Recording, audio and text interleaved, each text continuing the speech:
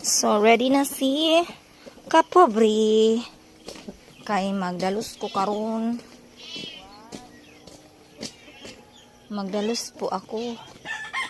Kay ang kalat na ng aming garden, oh. Ladin ha. Sa punuan.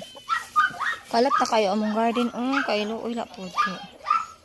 Kasi busy naman at ako sa akong tiyo. Kuan kaayo. Aw ka nang na mind stroke. Ako naman hindi pa dalusan.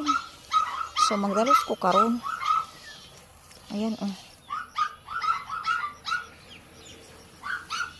Di butas. Tas mo na siya, magdalos ko. Ako akong gikuan ani ganahan ko uwan, nagampo ko uwan. O tanawa akong upland. Tas na ay mariguso.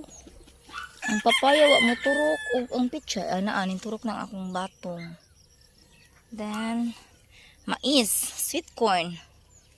Pataka lang antas ang mga talong, oh. Wala nang alaga ang aming garden. Tapos marami kaming okra. Sus, kinuha ko din ama ako. Agoy, mapalit pa ko diani, oh. Kuan. Ito ang 100 per sack. Mga okra. Tapos kasaba. Nasira na yung cyclone. Ayan, oh. Tamang tambak. Amo lang kuanan din ha. Gi harasan. O gi slash. Then, mga sili. Ang dami-dami. Tapos na ako'y naaspayag, oh. Na ay nag-aspayag, oh. Kato. Tapos ara ang garden ni nanay.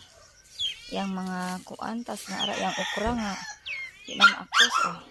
Hala, ang kalabasa kay wala lagi naturok ba? Kining turok sa nabuhi sa kalabasa kay ako to siyang gipang tanim diri. Oh, kay nakuanan so. Dati mais man eh. Kala lang. Nanguli na sila. Ayan, tapos ang akong kuan. Ay, di ay kalabasa ako dahil ni ibalhin. Oo lagi nya kay na awungan man sa balanghoy. Ako ni siyang ibalhin dito kay magplat man ko karon. Ay, marami iton. Tapos ang akong kuan nga gikaan sa kandig wa entaw ni motubo.